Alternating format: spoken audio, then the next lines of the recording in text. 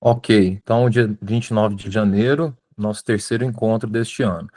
É o seguinte, hoje nós vamos comentar dois atos normativos editados pelo TST. Inclusive eu mencionei na semana passada, mandei no grupo de WhatsApp, mas eu sei que como muita gente não lê, ou às vezes lê e demanda uma explicação um pouco maior, então no encontro de hoje a gente vai comentar esses dois atos, tá? E eu vou marcar durante a semana, possivelmente para sexta-feira, um outro encontro para a gente trabalhar a jurisprudência, tá? Porque senão vai acumular muito. Mas eu não podia deixar de comentar esses dois atos, então o encontro de hoje possivelmente é um pouco menor e a gente faz outro encontro na sexta-feira, beleza? O primeiro, gente, eu vou compartilhar a tela aqui, é o da Instrução Normativa Transitória número 41A, ok? Eu vou abrir também o CPC e deixar ele aqui, porque a gente vai usar. Bom, então vamos lá. Esses materiais já estão no WhatsApp ou lá no aplicativo. Então vamos por partes, vamos começar a leitura aqui, ó. É um ato recente, tá? De novembro de 2024. Nós já temos a Instrução Normativa 41, e aí eles editaram a Instrução Normativa 41A, que trata especificamente do seguinte, ó. Recursos em IRDR, que é um incidente de resolução de demandas repetitivas, ou no IAC, que é um incidente de assunção de competência. São dois institutos que foram criados pelo CPC de 2015, institutos que integram o chamado Sistema de Precedentes Brasileiro, tá? O IRDR e o IAC. Também faz parte do Sistema de Precedentes Brasileiros o incidente de recursos de revista repetitivos, tá? Mas essa instrução só trata do IRDR e do IAC. Só para a gente lembrar o que é o IRDR e o IAC. Nós temos algumas hipóteses de cabimento, né?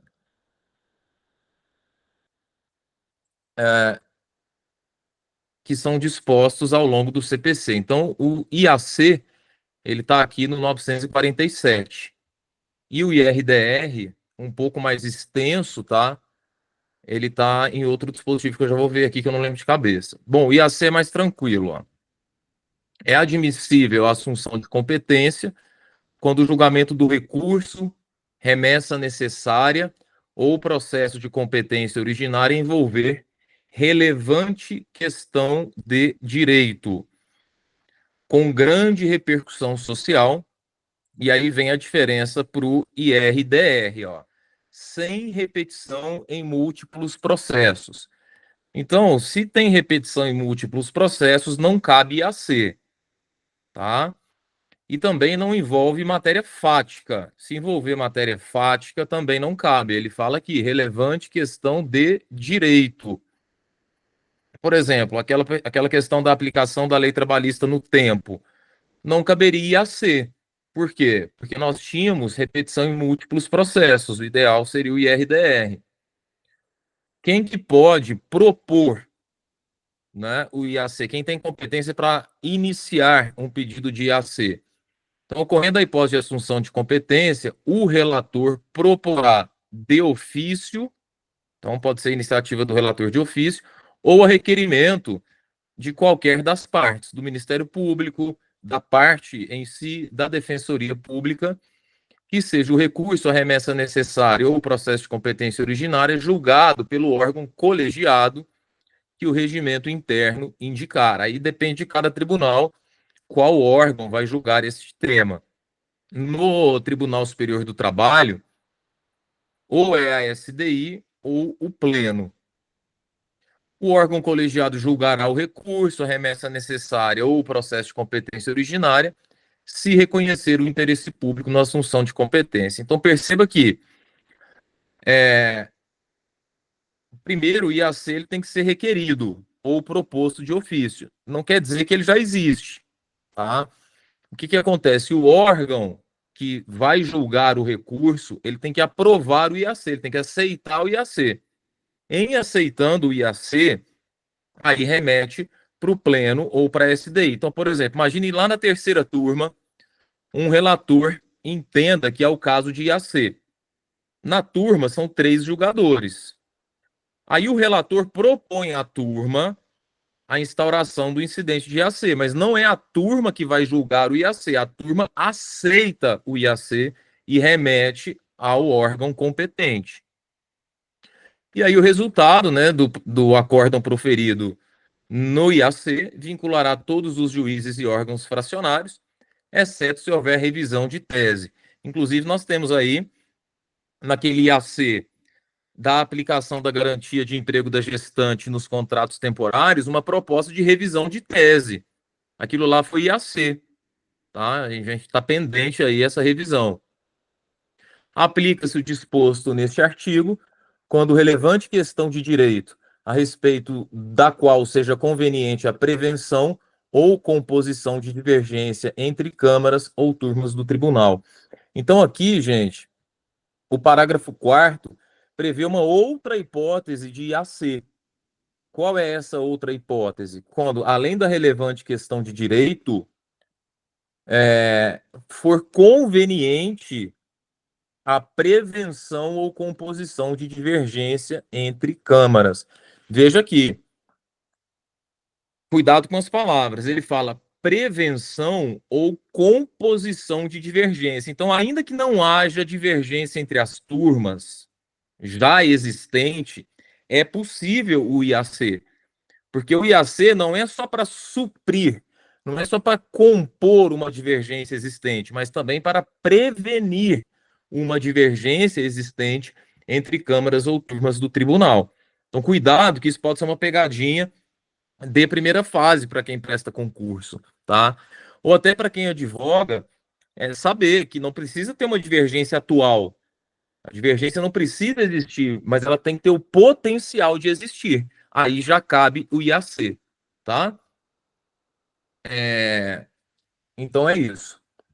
Agora, sem repetição em múltiplos processos. Isso aqui é uma divergência doutrinária e até jurisprudencial. Certa vez eu discutia com o Sérgio Torres, que é desembargador no TJ, no TJ, no TRT de Pernambuco, e ele me falou: Rafael, você já viu algum artigo falando, algum critério objetivo dizendo o que se considera repetição em múltiplos processos? Seriam 10 processos, 20, 30, 40? O que dá para você considerar múltiplos processos? O CPC não fala, tá? Então, isso fica a critério do caso concreto. Então, pode ser que um desembargador entenda que mais de 50 processos já é uma repetição em múltiplos processos, e outros que não, que tem que ser mais de 100, mais de 200, né? Então, cada tribunal vai adotar o seu critério. Até porque, imagine, o TRT de São Paulo, um número de 50 pode não ser considerado repetição em múltiplos processos, mas já um TRT menor, 50 já pode ser suficiente, né? Você tem que ter em mente que não existe esse número. Vai depender da estrutura e do número de processos de cada tribunal. Por exemplo, pode ser em termos de porcentagem, 5%. Se 5% dos processos forem iguais, já se considera repetição em múltiplos processos. Eu acho que o CPC pecou aí em não trazer um critério objetivo para o que se considere repetição em múltiplos processos, né? E a doutrina também nunca chegou a um consenso. Beleza? Agora, vamos lá no IRDR, Incidente de Resolução de Demandas Repetitivas,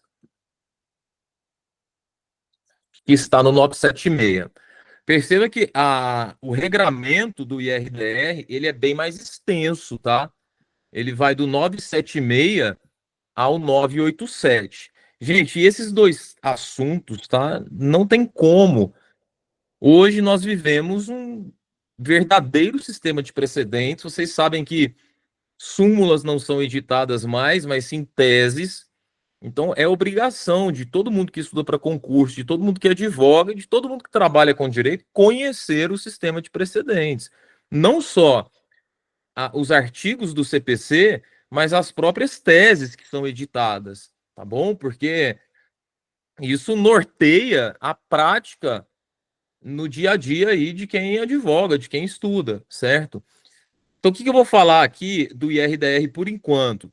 Pelo menos as hipóteses de cabimento. Então, é cabível a instauração de IRDR quando houver simultaneamente, então, requisitos conjuntos, efetiva repetição de processos, óbvio, né? Porque se o próprio nome indica demandas repetitivas, tem que ter repetição de processos. E aqui, mais uma vez, não existe um número pré-determinado para você falar, não, aqui tem uma repetição de processos. 10, 20, 30, não dá para saber. Que contenham controvérsia sobre a mesma questão, ó, unicamente de direito. Se tiver questão fática envolvida, já não cabe IRDR. E o risco de ofensa à isonomia e segurança jurídica, tá bom? Então, fazendo uma comparação das hipóteses de cabimento, a grande diferença é a repetição em múltiplos processos. Belezinha? Então, quanto às hipóteses de cabimento, é isso. E essa instrução normativa ela vai tratar exatamente dos recursos cabíveis nessas hipóteses de IAC e de IRDR, tá? A gente, inclusive, na semana passada, comentou no último informativo que foi publicado o seguinte, que quando o tribunal, seja em IAC, seja em IRDR, não julgar o caso e só fixar a tese, o que nós vimos a semana passada? Que não cabe recurso de revista, lembra? Nós falamos isso aqui semana passada, porque às vezes o tribunal ele fixa a tese e não julga o caso. Aí não cabe recurso de revista. Para caber recurso de revista tem que ter julgamento do caso e não mera fixação da tese. Beleza? Então vamos lá. Aqui tem os considerandos, né? Fala da instrução normativa 39, que foi a instrução normativa que disciplinou a aplicação do novo CPC ao processo do trabalho. Logo que o CPC entrou em vigor, o TST editou a IN 39, que é de leitura obrigatória, tá? Depois, editou a instrução normativa 41, que trata das aplicações ao processo do trabalho das alterações promovidas pela reforma trabalhista. Então, IN 39, aplicação do CPC. IN 41, aplicações da reforma trabalhista ao processo do trabalho. Essas duas instruções normativas são fundamentais, ok? Então tá aí, vamos ver a 41A, que é bem pequenininha. Vamos em frente. Basicamente, é uma revisão do que nós falamos a semana passada, que por coincidência teve um caso desse aqui no informativo 296. Então vamos lá. Tá claro para vocês que no IRDR e no IAC é possível que o tribunal não julgue o caso, mas fixe a tese? Isso está claro? Senão eu explico. Beleza. Então vamos lá. Artigo 1º. Do julgamento do mérito do incidente do IRDR ou do IAC, em processos de competência recursal ordinária do TRT, caberá recurso de revista. Então vamos lá. Imagine que você está lá no TRT, que você interpôs um recurso ordinário ao TRT, né? E esse recurso ordinário discute a aplicação de uma questão de direito. Por exemplo, vamos pensar aqui, se uma determinada norma coletiva ofende ou não o artigo 611-A ou B da CLT. Não tem questão fática. É só saber se uma norma, se uma cláusula coletiva ofende o 611-A ou o 611-B da CLT, que trata ali do princípio da adequação setorial negociada. Aí o juiz de primeiro grau entendeu que a norma coletiva é válida. Você, no caso, entende que é inválida, o seu cliente. Aí você faz um RO ao TRT. Lá no TRT, instaura-se um IRDR ou um IAC. Aí o TRT julga o caso e fixa uma tese, certo? Por exemplo, teve recente agora, vou tentar achar aqui no Google, é, o TRT, acho que do Maranhão, fixou uma tese. Aqui, ó, quer ver? Vamos ver se eu acho aqui. Não, não era essa. Era até uma tese contrária à jurisprudência do TST. Vê se eu acho aqui rapidinho. Fixa tese. Eu vi no Instagram, deveria ter.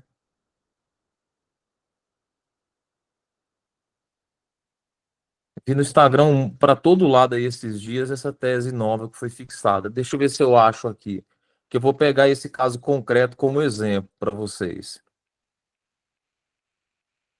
É aquele perfil daquele juiz do Rio Grande do Sul. Como é que ele chama, gente?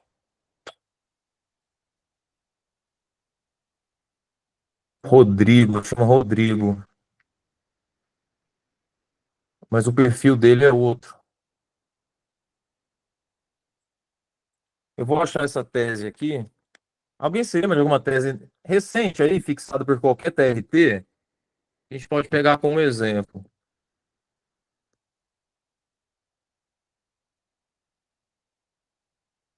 Ninguém lembra? Tribunal Regional do Trabalho. Tese 2025.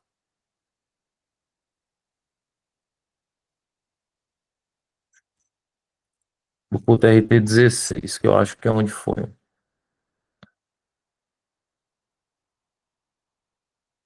Meu Deus do céu, que tese foi essa, gente?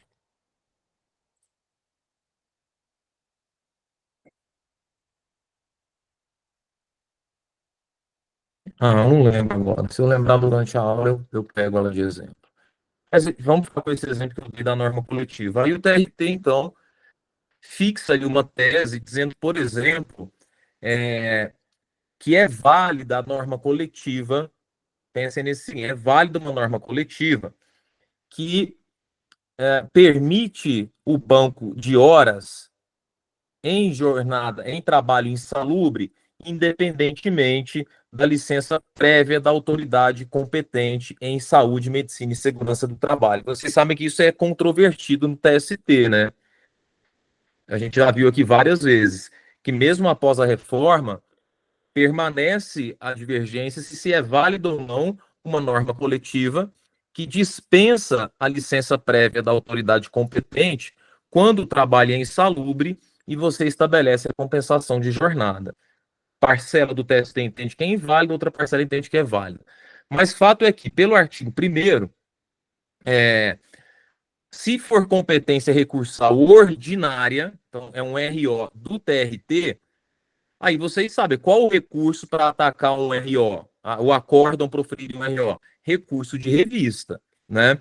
Agora, preste atenção, tem que ter o julgamento do mérito, quer dizer, do caso, vinculado ao IAC e ao IRDR, tá?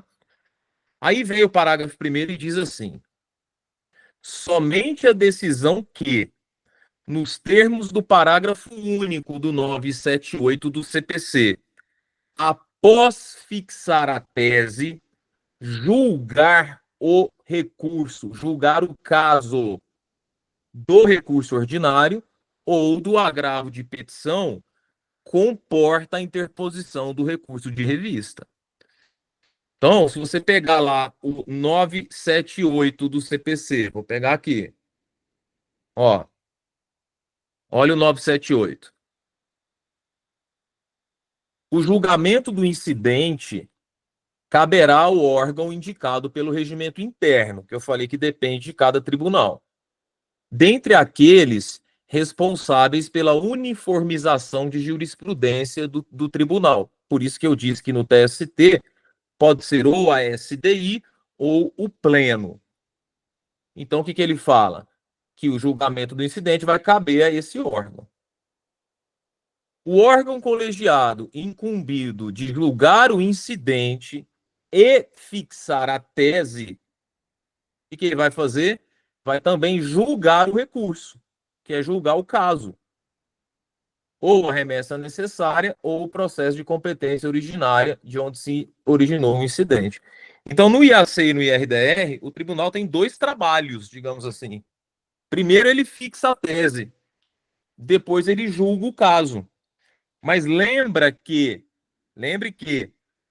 o recorrente ele pode desistir do recurso, né? Então imagine lá, tá pautado para julgar o IRDR, tá pautado para julgar o IAC. Aí o recorrente vem e desiste do recurso. O que vai acontecer nesse caso? Vai acabar o IAC? Vai acabar o IRDR? Não. O tribunal ele vai fixar a tese, ele vai julgar o IRDR ou o IAC, só que ele não vai julgar o recurso, não vai julgar o caso. Então, nesse caso, ficaria só o julgamento da tese mesmo, tá? É... Inclusive se fala aqui, ó. Cadê, ó?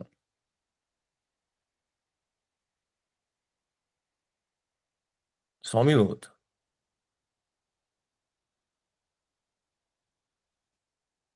Tem um artigo que fala que, no caso de desistência do recurso, vai fixar a tese. Eu não estou lembrando qual o artigo aqui. Espera aí.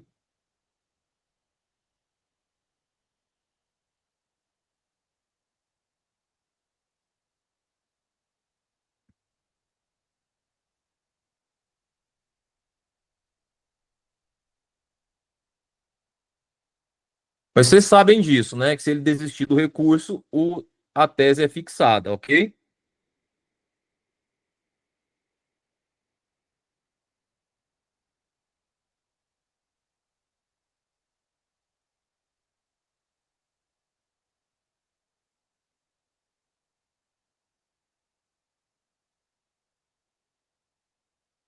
É, não estou achando aqui. Mas enfim, é isso. Então, o que ele está dizendo aqui? Exatamente o que foi falado no informativo passado. Ó. Somente a decisão que, após fixar a tese, julgar o RO ou agravo de petição, comportará a interposição do recurso de revista. Todo mundo lembra dessa decisão do informativo passado? Próximo. O recurso poderá ter efeito suspensivo. Então, quando ele fala aqui, o recurso poderá ter efeito suspensivo a critério do relator, significa o seguinte. O 976 é parágrafo primeiro, a Camila falou aqui, ó. 976 é parágrafo primeiro.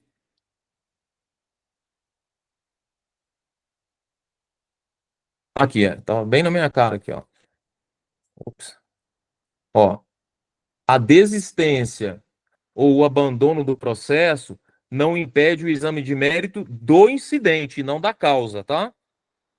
Do incidente. Então, vai julgar o incidente e vai fixar a tese. Muito obrigado, Camila. Aí, quando ele diz assim que o recurso poderá ter efeito suspensivo, vamos lembrar o seguinte: alguns recursos eles possuem efeito suspensivo ope legis, ou seja, decorrentes da lei. Outros, o efeito suspensivo é ope iudice. O que significa isso? Que em alguns recursos o efeito suspensivo é automático, porque decorre da lei, independentemente do juiz querer ou não. Mas quando o efeito suspensivo é ope iudice, depende de pedido da parte. É o que está dizendo aqui, ó. O recurso poderá ter efeito suspensivo a critério do relator. Então, o que o recorrente tem que fazer? Ele tem que demonstrar para o relator que o recurso tem boa probabilidade de ser admitido e de ser provido. Ou que aquela decisão pode causar um dano grave e irreparável à parte.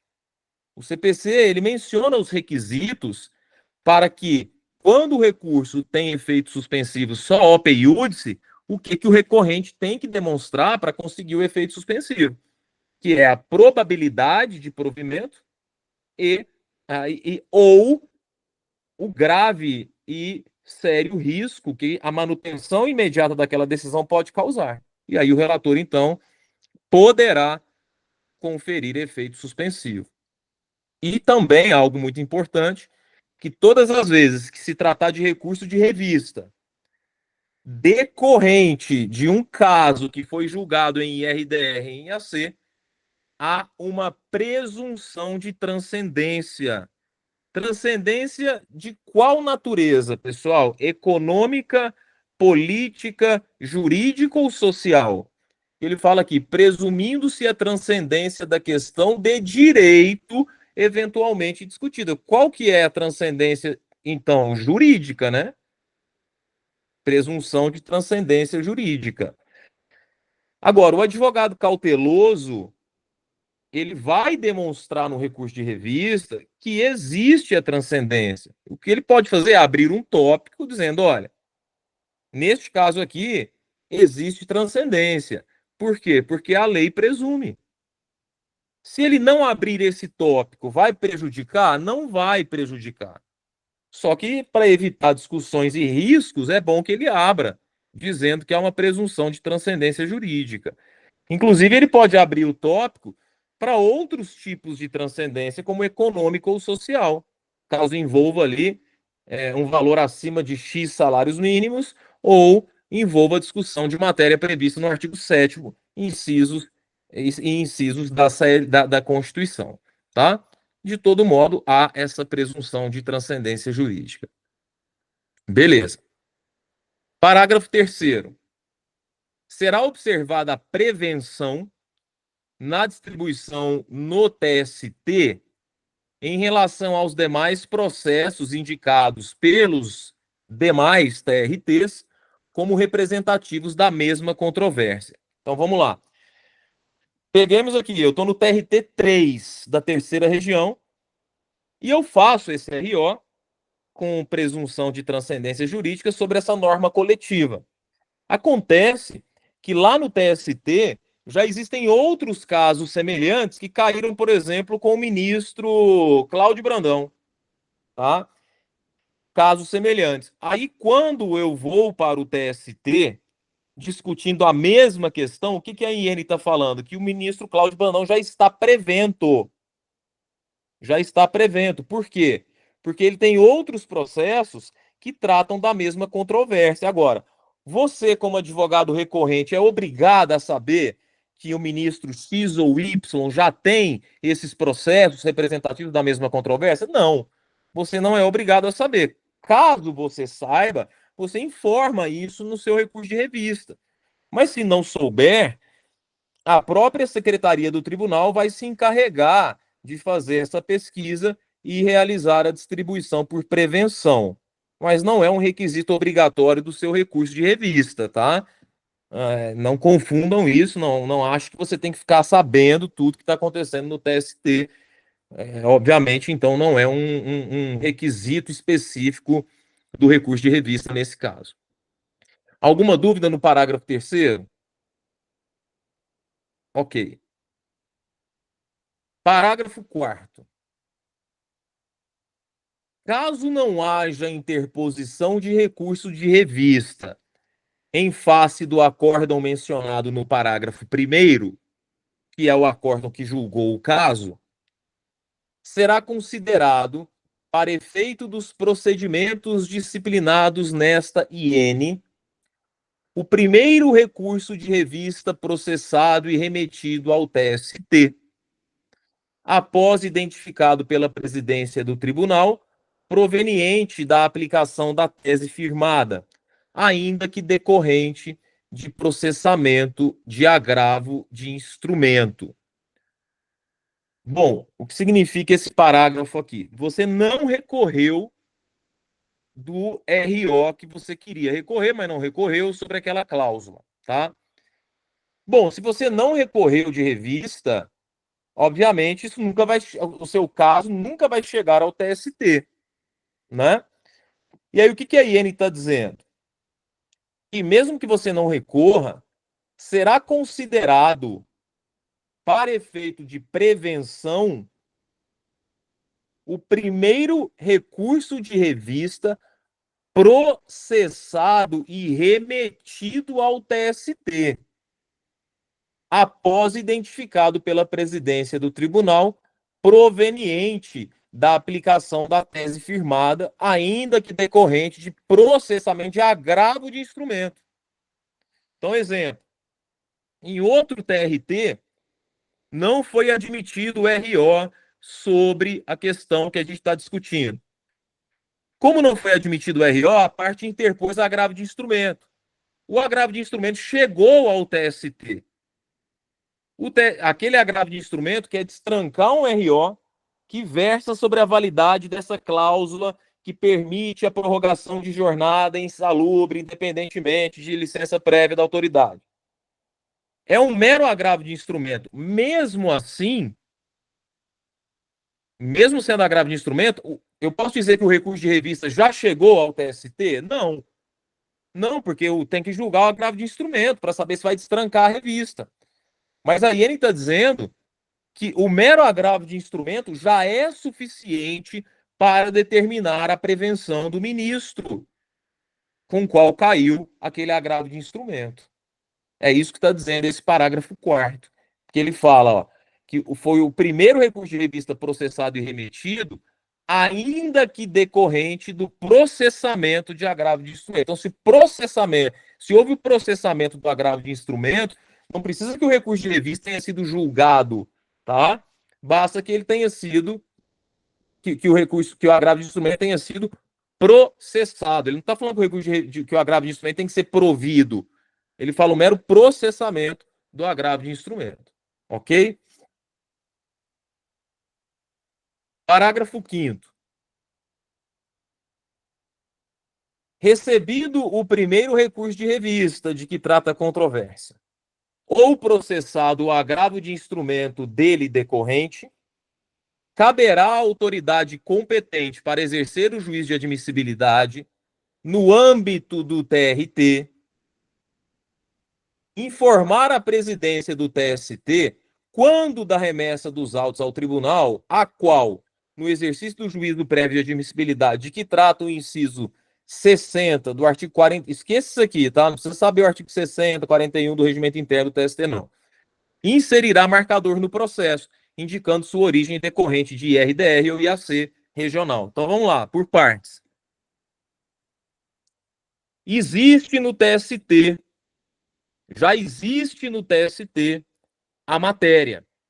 Já tem no TST um processamento de agravo de instrumento tratando daquela matéria. O que acontece, gente? Sempre que isso ocorre, o TST informa os regionais. Ó, tem aqui uma controvérsia relevante sobre questão de direito, ou que tem repetição em múltiplos processos, ou não, pode ser um IAC, tá? Que veio lá do TRT2.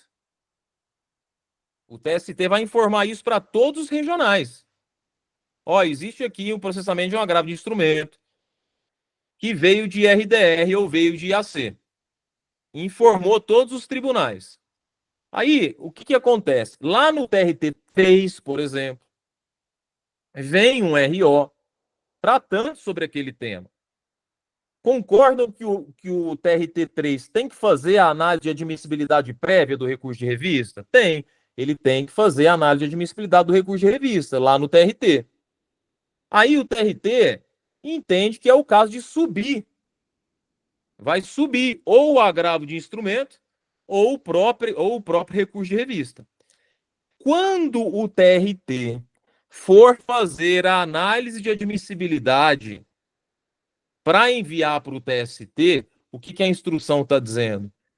Que essa decisão de admissibilidade do agravo de instrumento ou do RO vai ter que vir com um marcador para o TST. Ó, TST, lembra que você me avisou aqui que tinha um caso assim, assim, assado. Pois é, esse outro que está subindo é justamente semelhante a esse caso aí. Para o TST ficar sabendo, para facilitar lá para o TST. Então o TST meio que delegou aqui um trabalho chato para quem vai fazer a admissibilidade no TRT da revista para que já informe. É só isso que está dizendo o parágrafo 5º, ó. Que quando for recebido o primeiro recurso de revista ou processado o primeiro agravo de instrumento, caberá à autoridade competente para exercer o juízo de admissibilidade no regional informar a presidência do TST que, ó, tá subindo, estou remetendo aí para o tribunal o quê? Um processo com a mesma questão daquele RDR e daquele IAC, que o TST já tinha informado, tá? Então ele vai inserir um marcador no processo, sei lá, alguma coisa lá no sistema que mostra que aquilo já tem pendência no TST. E indicando a origem decorrente de IRDR e IAC regional.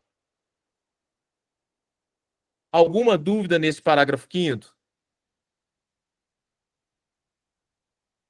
Ok. Parágrafo 2º.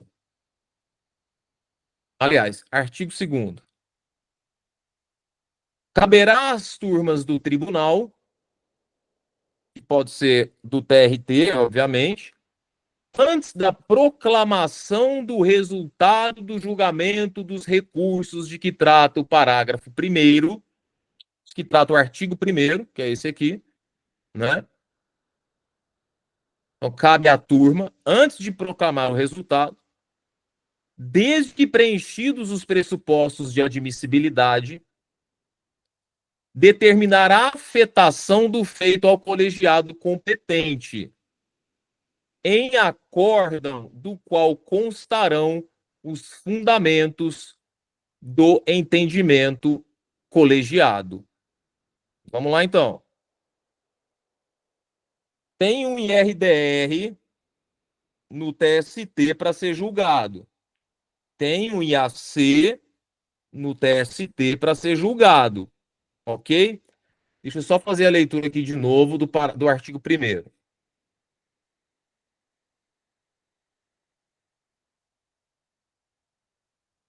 Tá.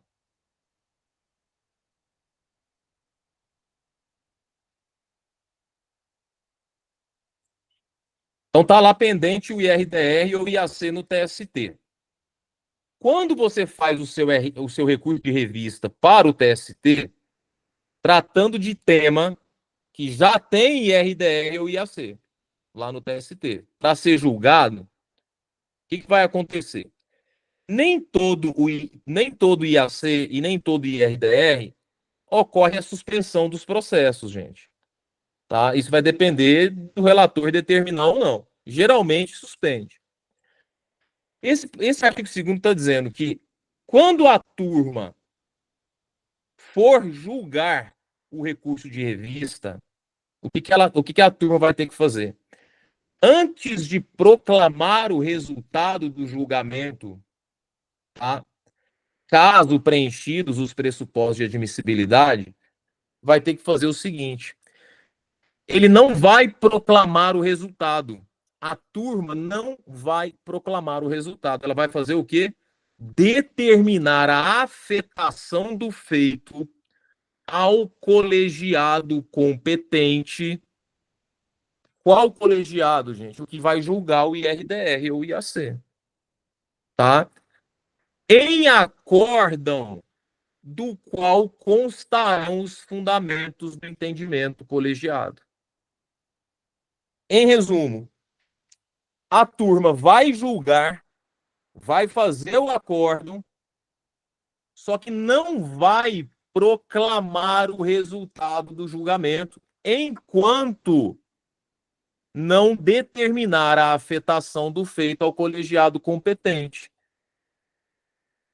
E neste julgamento, nesta afetação, né, já vai com acórdão que conste os fundamentos do entendimento colegiado. meio que vai ficar suspenso até o resultado do IAC ou do IRDR pelo TST, tá? Para evitar, gente, julgamentos divergentes. Porque senão a turma fala X e depois o IRDR fala Y.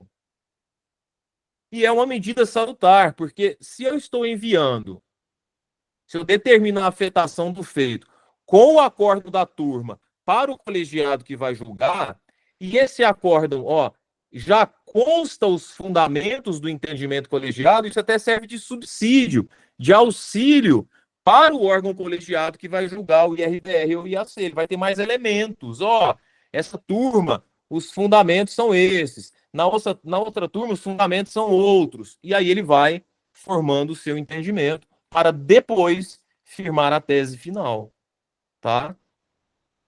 Aqui, para quem advoga, é muito importante. Eu acho difícil isso aqui cair em concurso, esse artigo 2º, porque é algo muito prático, muito específico, tá? Especialmente, pelo menos esse artigo 2º aqui, ok? Certo. Artigo 3º.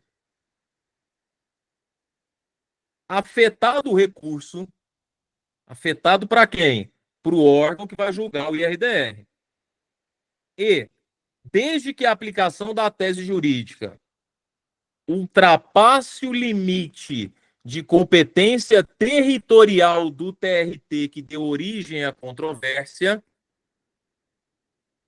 a presidência do tribunal oficiará os presidentes dos demais TRTs para que suspendam os recursos interpostos em casos idênticos até o pronunciamento definitivo do TSE, do TST. Então vamos lá. Tem lá no TST um julgamento pendente de IAC ou de RDR. Está lá pendente. Se a gente entrar no site do TST agora, a gente vai ver uma série de RDRs e IAC que está pendente de julgamento. Aí, imagine a seguinte situação. Você tem um caso e está no TRT da sua região. Esse seu caso, que está no TRT da sua região, a decisão que será proferida pode ser que ultrapasse os limites daquele TRT. Por exemplo, uma ação civil pública, né, que a sentença pode ter eficácia territorial mais ampla. É o que está dizendo o parágrafo 3º. Ó, se a aplicação da tese jurídica que o TRT vai firmar no seu caso ultrapasse o limite da competência territorial daquele TRT, o que o desembargador tem que fazer? No caso, a presidência daquele TRT vai ter que oficiar os demais TRTs para suspender os recursos interpostos em casos idênticos. Percebam que isso aqui tudo é para desafogar o TST. Ó, espera parar, pare tudo aí. Pare todos os recursos. A hora que o TST definir a tese, aí vocês vão rever a decisão aí. Se estiver de acordo com a tese do TST, a revista não vai subir. Se estiver contrária, a revista vai subir, ou vocês vão ter que fazer o juízo de retratação. No caso, o certo é fazer o juízo de retratação, né? Mudar aquilo que seria decidido, já que o TST definiu em sentido contrário. Artigo 4º. Apreciado o recurso de revista afetado ao colegiado competente, a tese jurídica adotada será, nos termos do parágrafo 2º do artigo 987, aplicada no território nacional a todos os processos que versem sobre idêntica questão de direito. Esse artigo 4º nem precisava existir, porque isso já está no CPC, né? Já é uma decisão vinculante pelo próprio CPC. E esta instrução entra em vigor na data de sua publicação, que foi no dia 25 de novembro de 2024. Na verdade, publicou no dia 26, salvo engano, no dia seguinte. Aqui, ó, no Diário Oficial, número 4109. Aí tem que ver a data exatamente, mas eu acho que foi logo no dia seguinte. Então, pessoal, para quem advoga, essa IN ela é importante na sua integralidade. Para quem presta concurso, o mais importante aqui é o artigo 1º, basicamente o artigo 1º, e o artigo 4º, que já está no CPC, tá?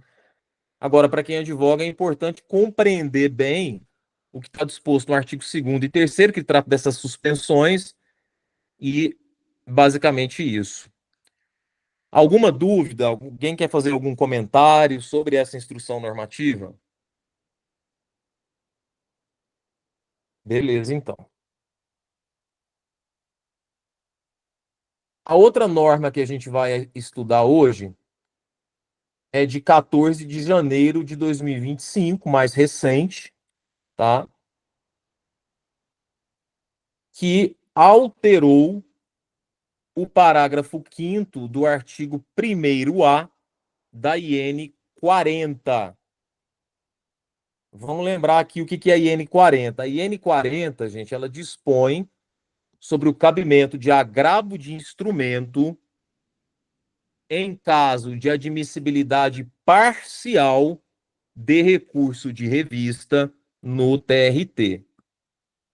Bom, quando a gente estuda recurso, especialmente o recurso de revista, vamos lembrar o seguinte: quem faz. Antes disso, eu quero só lembrar uma coisa que é básica, mas é sempre importante. Deixa eu abrir aqui. Bom, quando a gente estuda recursos, nós temos o famoso juízo de admissibilidade, né? Esse juízo de admissibilidade, ele é classificado em provisório e definitivo, ou e definitivo. Quem faz o juízo de admissibilidade provisório no processo do trabalho é o órgão ACO. É o órgão ACO, né? Então é um juízo provisório ou prévio de admissibilidade. Então, no recurso de revista, quem faz o juízo prévio ou provisório de admissibilidade? O TRT, né? Geralmente a presidência ou vice-presidência do TRT. E nós temos o juízo de admissibilidade definitivo, que é o órgão adquem. No caso do recurso de revista, o próprio TST, né? Então, essa classificação é importante.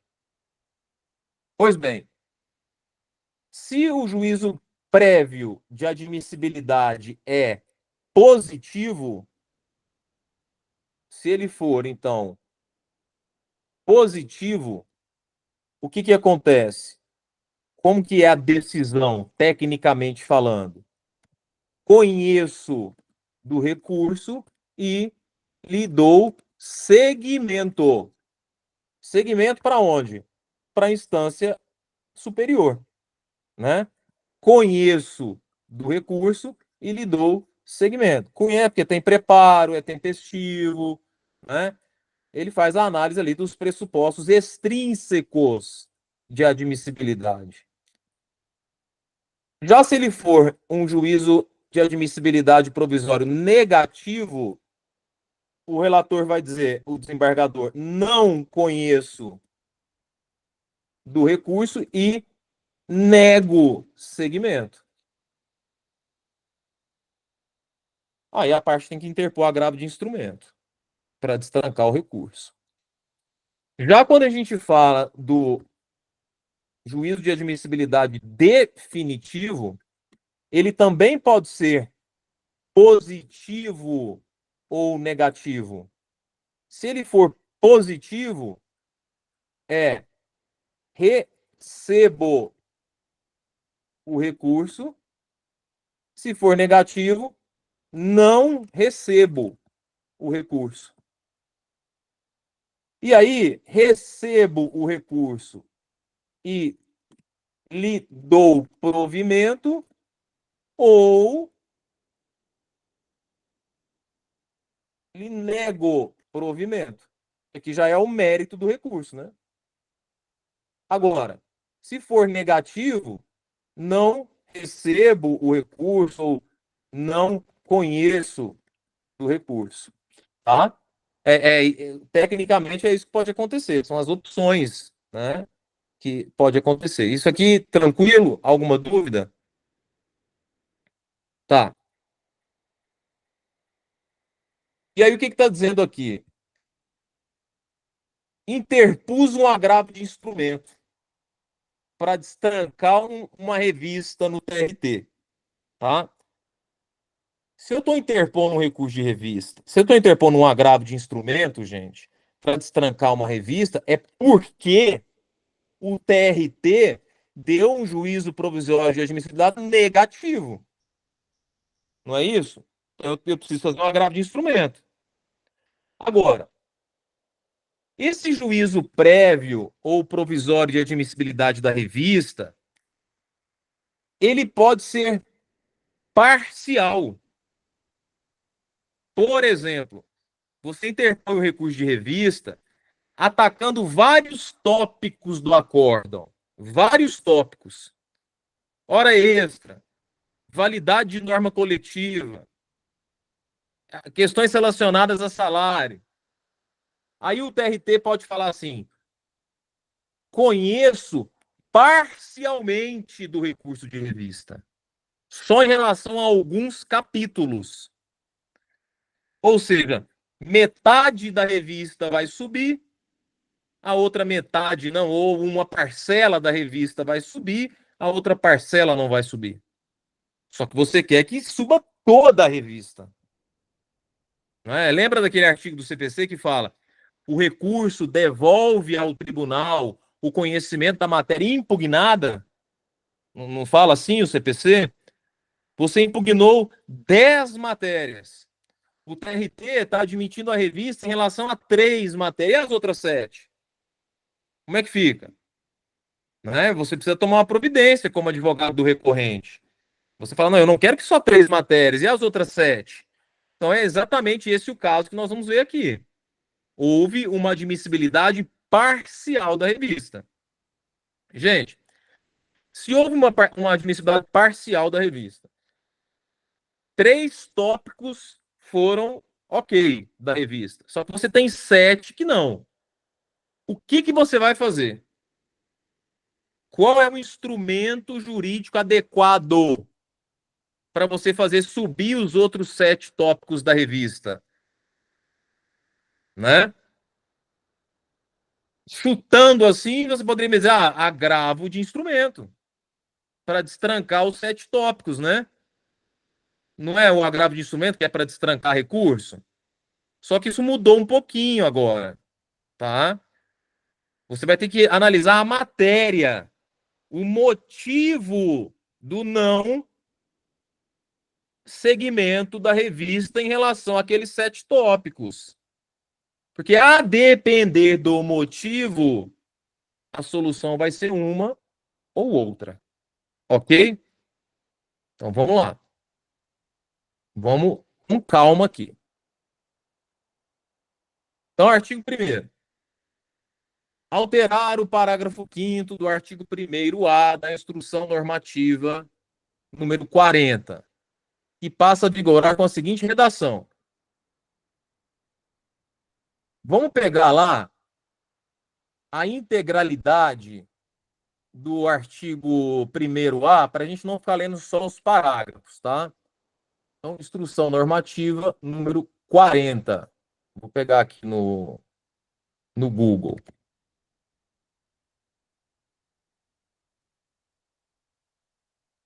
Ver se eu pegar atualizada já.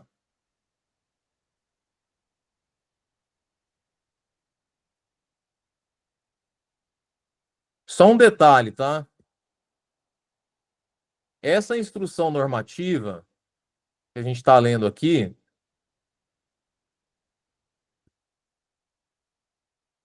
peraí,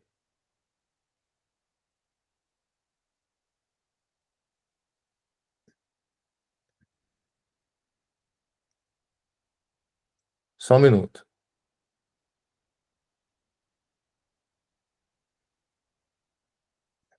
Ela tem parte dela, ó, que entra em vigor só a partir de 15 de abril, tá? Ó, tem parte que é só a partir de 15 de abril. Se você entrar no site do TST igual eu fiz aqui, olha o que ele fala. Tá aparecendo aí na tela o Jus Labores, tá, né? Olha o que ele fala aqui, ó. Ops. Texto multivigente, porque tem parcela dos textos que entram em vigor em um dia e parcela que entra em outro, tá bom? Então eu vou pegar aqui agora essa instrução, já atualizada, quer ver? Meu Deus, um monte de coisa aqui. Peraí.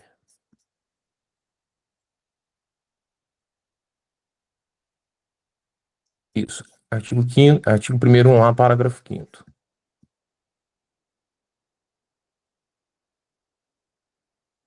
Ok. Então vamos pegar a integralidade do artigo, lembrando que esse ato de hoje ele altera o parágrafo 5º, ó, que foi dia 9 de janeiro, uma alteração bem recente. Só que a gente vai fazer a leitura do artigo inteiro. Então vamos lá. Seguinte, voltando aqui. Você interpôs recurso de revista e, em decisão monocrática, o juízo de admissibilidade foi negativo. Por exemplo, quem intempestivo, não tem preparo, negativo. Vai falar assim: cabe agravo interno, famoso agravinho ou agravo regimental, da decisão que negar seguimento ao recurso de revista interposto contra acórdão que esteja em conformidade com o entendimento do TST. Então preste atenção. Você tem que ver o porquê que foi negado o segmento. Se aquele acórdão que teve o segmento, se o acórdão que você está atacando por revista foi um acórdão proferido em conformidade com a jurisprudência do TST, você vai interpor agravo interno da decisão que negou o segmento. Não é agravo de instrumento. Ok? Agora, esse em conformidade com o entendimento do TST não é qualquer entendimento do TST. Tem que ter sido um entendimento proferido em sede de julgamento de recursos repetitivos, resolução de demandas repetitivas e IAC. Tá bom? Não é qualquer entendimento. Ah, entendimento de súmula. Não aplica. É só no sistema, é só em relação ao sistema de precedentes. Recurso repetitivo, IAC ou IRDR. Então, pelo amor de Deus, não vai fazer, desculpe a palavra, a cagada de interpor agravo de instrumento aqui. Vai passar vergonha, tá bom? E aí, mais uma vez, eu reforço a necessidade, quase como a necessidade de tomar banho e comer, que o advogado trabalhista tem de conhecer as teses de recurso repetitivo de IAC e de RDR. Porque como que você vai fazer essa aferição, esse cotejo, para saber se está em conformidade com esses entendimentos, se você não conhece os entendimentos? Né? Não teria lógica. Então, ok. Se o acórdão do TRT condiz com as teses do TST, a, a medida jurídica adequada para você tentar subir a sua revista não é agravo de instrumento, é primeiro agravo interno ao colegiado. Ok? Agora vem a parte mais complicada. Geralmente o recurso de revista ele tem 50 páginas, 60, porque você está impugnando vários tópicos. Vários tópicos. Aí, Natália, veja, vamos supor que em um dos capítulos do acórdão regional que você está atacando, um dos capítulos condiz com tese do TST. Ou seja, o regional decidiu de acordo com uma tese vinculante do TST. Só que outra parte não. Outra parte, o acórdão do TRT não encontra amparo em teses do TST. E aí? O que você vai ter que fazer? Você vai ter que cindir os recursos. Em relação à parte que está de acordo com as teses do TST, você vai interpor agravo interno. Já em relação às teses, ao entendimento do regional, que não encontra amparo em teses do TST, você vai ter que interpor simultaneamente agravo de instrumento. É o que diz o parágrafo 1º. Veja, havendo no recurso de revista capítulo distinto que não se submeta à situação prevista no caput deste artigo, que nós acabamos de ver, constitui ônus da parte impugnar simultaneamente, mediante agravo de instrumento, a fração da decisão denegatória respectiva. Olha aqui, ó, sob pena de preclusão. Meu amigo, que vai ter gente perdendo, vacilando com isso aqui não está escrito. Tô falando sério. Porque assim, eu vou ser muito sincero. Não tenho medo de ser julgado. Eu vou falar da minha cabeça. Uma boa porcentagem dos advogados sequer sabem disso aqui, da existência dessa IN. Ah, aí você pega a parte que sabe, que é uma minoria. A parte que sabe que é uma minoria, parte dessa minoria vai ler e não vai entender. Outra parte mínima vai ler, vai entender e vai aplicar. A verdade é essa. Infelizmente, essa galera que estuda aí por dicas de Instagram vai se lascar, vocês vão ver. Então, cuidado com essa cisão e cuidado com a necessidade de interposição simultânea do agravo interno e do agravo de instrumento. Senão vai comer bola. Preclusão. Aí vem, ok, eu interpus simultaneamente o agravo interno e o agravo de instrumento. E diz então o parágrafo 2º. Na hipótese de interposição simultânea, o que vai acontecer? Primeiro vai processar o agravo interno e depois o agravo de instrumento. Ó, o processamento do agravo de instrumento ocorrerá após o julgamento do agravo interno pelo órgão colegiado competente. Tá bom? Próximo passo. Você fez bonitinho o dever de casa, interpôs o agravo interno em relação ao trecho do acórdão regional que está de acordo com a tese do TST. E, simultaneamente, interpôs o agravo de instrumento. Agora, gente, tem que. O que é o próximo passo? Vai ter o julgamento do agravo interno, né? Se o regional manter ou mantiver a decisão de não seguimento, ou seja, ele foi improvido o seu agravo interno. Cabe recurso? Não, não cabe recurso. Tá? Vocês vão ver. Vamos ver o parágrafo terceiro. Ó. Caso o agravo interno seja provido, beleza, ótimo para o advogado, provido. Aí, dar-se-á seguimento ao recurso de revista quanto ao capítulo objeto da insurgência. Mas, se o agravo interno for desprovido, nenhum recurso caberá da decisão regional.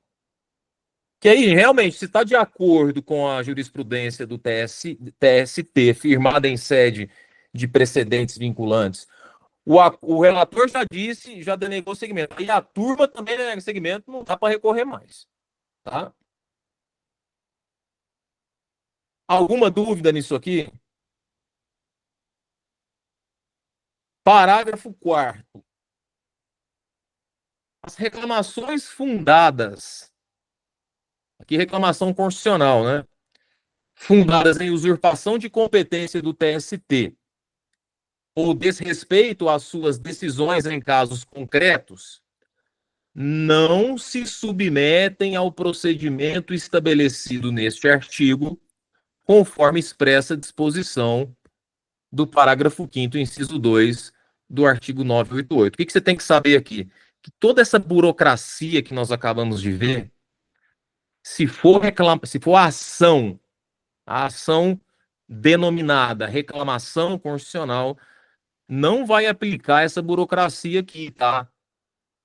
De agravo interno, de que não cabe recurso, de interposição simultânea de agravo interno com agravo de instrumento. Não. Aí segue a regra geral, agravo de instrumento para destrancar eventual recurso. Próximo. As disposições contidas neste artigo aplicam-se às decisões de admissibilidade publicadas a partir do 90º dia após o início da vigência. Quando foi a vigência, pessoal? Foi no dia 9 de janeiro. A gente tem que contar 90 dias para frente. Tá? Então, só para as decisões de admissibilidade publicadas a partir do 90º dia após o início da vigência. Cuidado com isso também. Porque se você fizer isso antes, também não vai dar certo. Tem que contar direitinho a data precisa.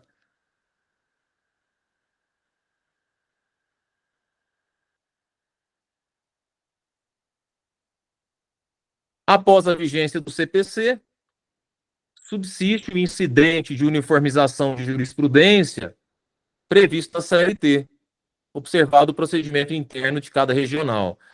Muita gente falou que com o sistema de precedentes do CPC tinha acabado o incidente de uniformização de jurisprudência previsto na CLT. Não, não acabou. Essa norma reforça isso, tá? A presente instrução normativa vigerá a partir de sua publicação, exceto o parágrafo 1º, que vigorará a partir de 15 de abril de 2016. O artigo 1º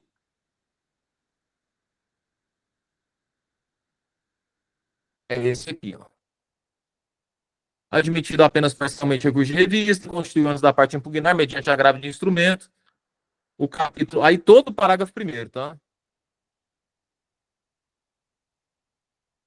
Ah, não, desculpem. É que aqui é 2016. Eu viajei na maionese. O artigo 1º já está em vigor há muitos anos, né?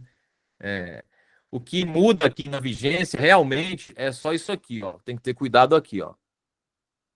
Né? A instrução já está em vigor, só que teve uma. Não vou dizer que é um período de vacácio, tá? Não é vacácio, porque já está em vigência.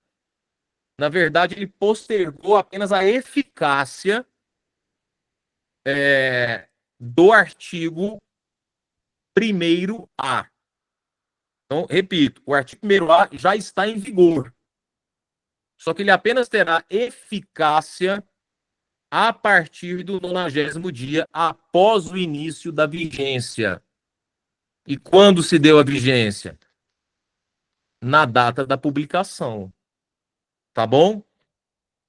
Gente, então o que eu recomendo agora? Que vocês peguem esses dois PDFs que já está no Notion, que eu mandei no WhatsApp, e releiam com muita calma.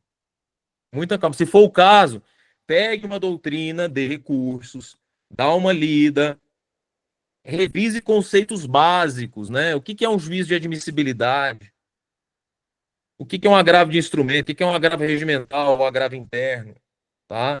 Mas eu acredito que a gente foi bem devagar aqui e deu para analisar analiticamente as situações, tá? Então, muita atenção aqui para esse artigo primeiro lá, porque é novidade recente e muita gente pode não saber, mesmo sabendo, confundir e pior ainda, na hora de fazer na prática, fazer errado, certo? Então, eu fico à disposição para qualquer dúvida, porque a matéria não é simples, muita gente tem dificuldade com recursos, né? Não é uma matéria fácil, por isso que é importante dominar bem a parte de teoria geral dos recursos, né? E, enfim, alguma dúvida, pode falar, pessoal, essa é a hora. Mas também, se quiser mandar depois um áudio, mensagem lá no grupo, não tem problema. Certinho? Tudo tranquilo? As duas Natálias, Camila, André. A gente já tinha duas Natálias, aí entrou uma Nathalie para não ficar uma terceira Natália, né? Senão ia ser muita Natália. Mas é isso. Então, gente, essa aqui realmente é importante para quem presta concurso e para quem advoga, né? Porque pode vir uma questão de segunda fase tratando de recurso, de revista, né? Prova oral, os ministros adoram recurso de revista, porque afinal de contas é a matéria de processo que eles mais entendem, né? Então é saber. Não tem como mais você advogar ou estudar para concurso sem saber todas as teses do TST, firmadas em sede de precedentes vinculantes, e agora entender, né? Como que dá essa cisão aí, a depender do tipo de juízo de admissibilidade que é feito, o motivo da não admissibilidade, então, passa a ser algo fundamental para você saber o recurso a ser interposto. Certinho? Muita coisa? Estão com cara de assustados, velho.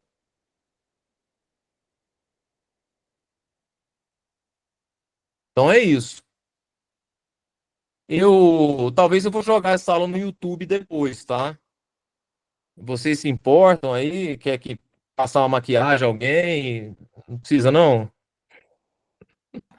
Não é nem que é muita coisa, é que é muito, é denso, né? É denso. Para Não, lembrar. é denso, não é uma matéria fácil. Mas assim,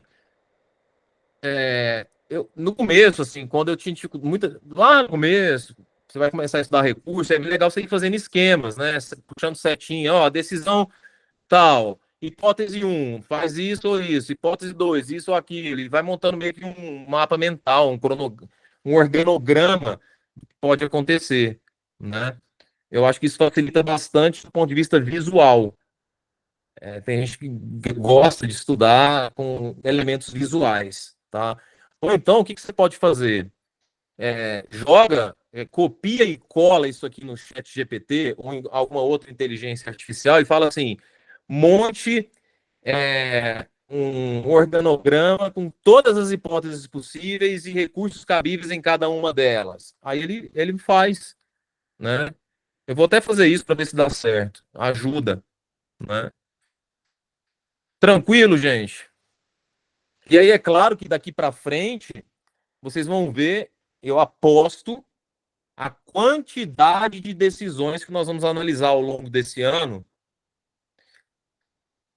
falando assim, não conheço recurso de revista, papapá, porque não foi observado o artigo 40. Mas assim, eu mudo de nome se não tiver várias decisões de recursos de revistas que não serão admitidos em razão dessa nova norma que não vai estar sendo seguida. Beleza? Então é isso, gente. Essa semana eu aviso lá no grupo, possivelmente na sexta-feira a gente vai fazer um encontro de jurisprudência, tá? Mas assim, eu precisava explicar isso, porque, como eu disse, vão ter muitas decisões daqui para frente que vão tratar desse tema.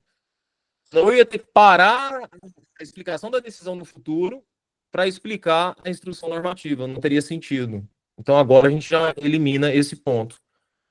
Certinho? Então é isso.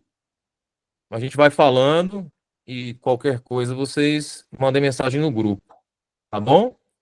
Valeu, gente. Fiquem com Deus aí. Obrigada, professor. Boa noite. Tchau. Até mais. Boa noite.